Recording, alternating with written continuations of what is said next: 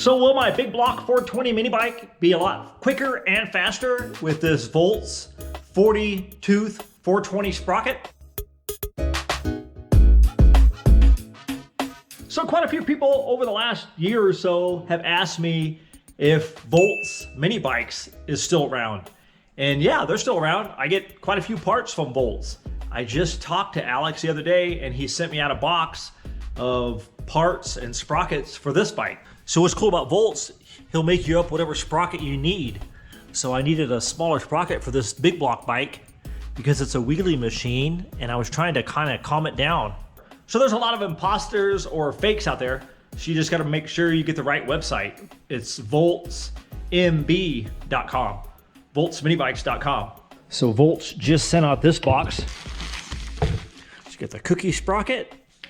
Okay, so that's pretty sweet. It's got their logo on there. So I can use this on the GTS bike. Looks like it has the tri-star pattern. What I like about it, it's metal, so it'll last a long time. So that'll be a nice sprocket for the GTS bike. So I think these are a new item. I saw these on the website. So they're footrests for handlebars. So they look pretty cool. Then they come with a more narrow nut. I think this is in case you don't have enough threads on your axle. So you got the right side and they're drilled out for the 5/8 axle. This one here looks like it has enough meat on the axles where I can use the stock nut. But if you can't and you don't have enough length on the axle, you can use this narrow nut that comes with the kit. Then we have the 420 Megamoto sprocket. So this is the sprocket I'm going to use on that big block bike. So it has the 6-hole pattern, so I can use this on a Megamoto or Doodlebug or Coleman bike or whatever. So it's a nice steel sprocket and it's a 40 tooth versus the 50 that's on there. So I think this should make a difference. And then we have the 40 tooth Coleman pattern sprocket. Nice steel sprocket. So this will fit on the CT200U EX. So this is the perfect sprocket for this big block Coleman bike. Got the 4-bolt pattern. So I'm gonna go ahead and replace that 50 tooth rear sprocket with this 40 tooth on that big block Doodlebug. And hopefully it's not too much gear for it. I think last time around, I swapped out the 10 tooth driven sprocket for a 12 tooth and it gained some top speed, but it was still a wheelie machine. So hopefully this tames it down a little bit.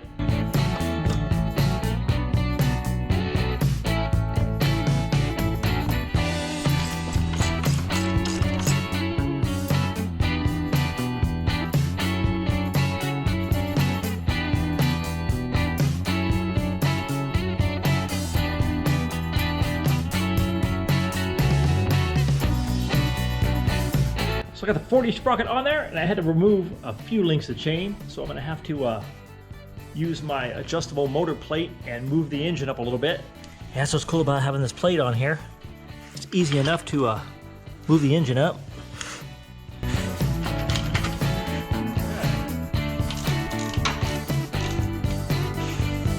So with a 12 tooth on the driven sprocket and a 40 tooth on the rear, we have a 3.33 to 1 gear ratio. So it's a super high gear ratio.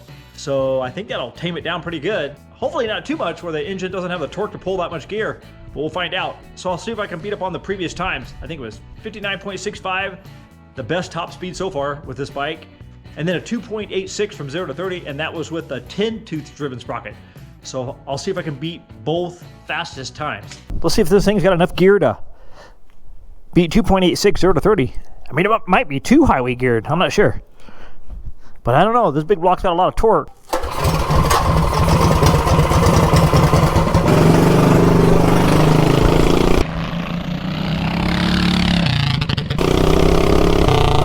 Oh, this thing's long-legged.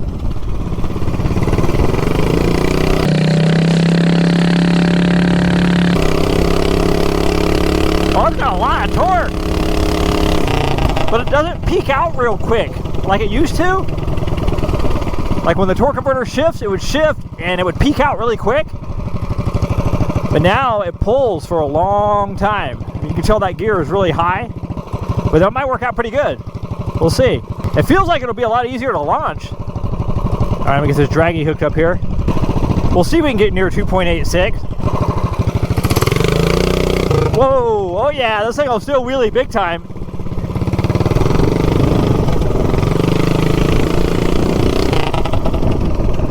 I mean, there's no way you're going to get away with not wheeling with a big block. So let me roll into it.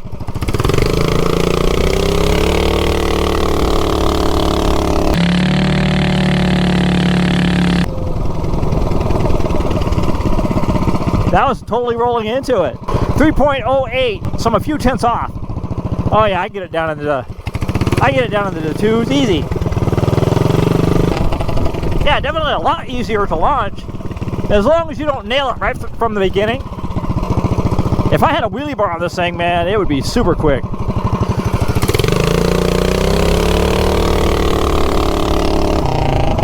All right, we dropped some more. Now we're in the twos, 2.98. Just takes a little practice, but you can definitely get it into the twos easily.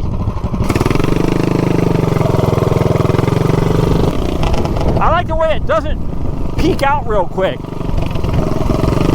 As the torque converter shifts, it just has nice linear power, just smooth power, or smooth torque. You can feel it pull, but it doesn't really peak out. It just pulls all the way through, which is really kind of cool.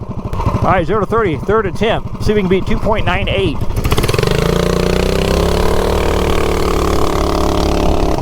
Yeah, I'm barely getting on it at first. I mean, just barely rolling into it. 2.81, so I broke the other time already. So I broke the 50 Sprocket's time. 2.81. Let me see if I can do that again. And I'm barely getting on it at first.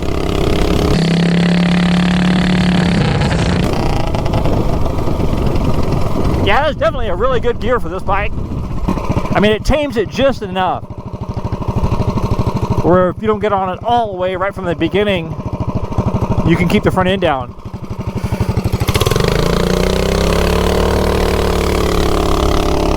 There we go, drop some more. A 2.76. I think that might be the fastest time so far out of all the runs, or pretty dang close. And I think I can make it faster than that, or quicker than that, if I wanted to practice. So let me see if I can beat up on 59 miles an hour, or get close to that. We'll see if this thing has the torque to pull the this much gear. I mean, it pulls hard all the way up through the RPM band, like all the way through here. It pulls really good. And it just kind of lugged along.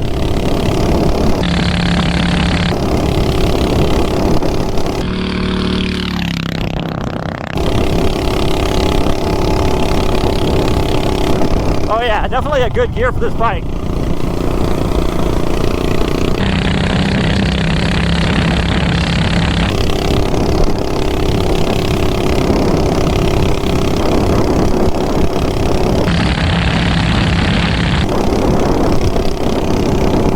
Yeah, it just kind of cruises along. Not really turning that many RPM. I mean, this is a stock internal $165 big block. So if you put a cam and stuff in here, man, this thing would move. Or even with the stock internals, just port the head like I did on the other bike. It makes a big difference. Make sure everything's on here.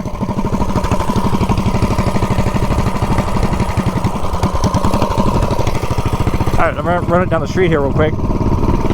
See if we can get close to 59 miles an hour.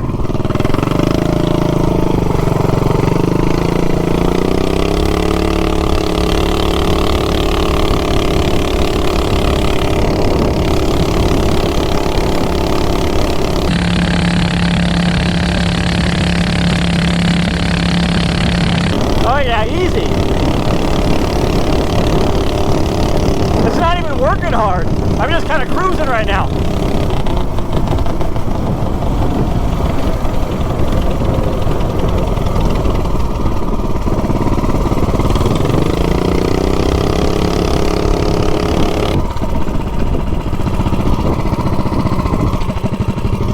Yeah, I'll run it up the street here. It's uphill a little bit, but that's okay.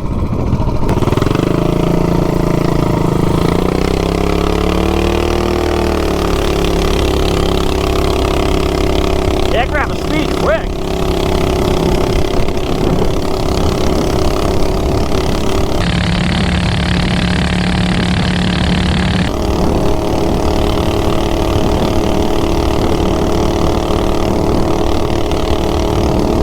Oh yeah, 64 right there going up the hill.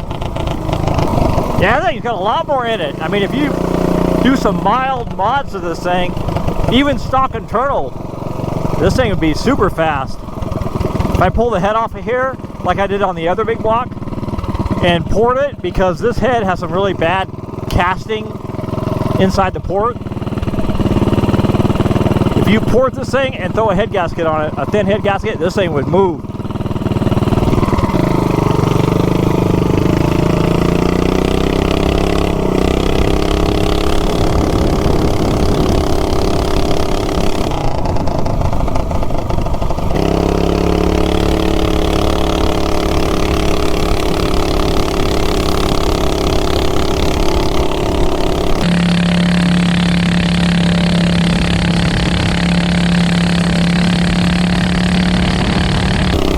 Sound like it's turning 5K RPM, probably less.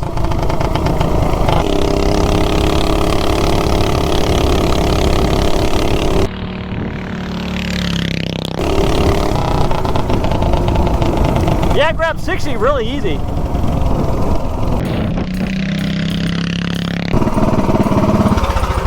So this is definitely a great gear ratio for this bike. I mean, it got a lot quicker and faster. So with the stock big block, other than the header pipe and the carb, with a 1050 gearing, we did 2.86 and then 51.47.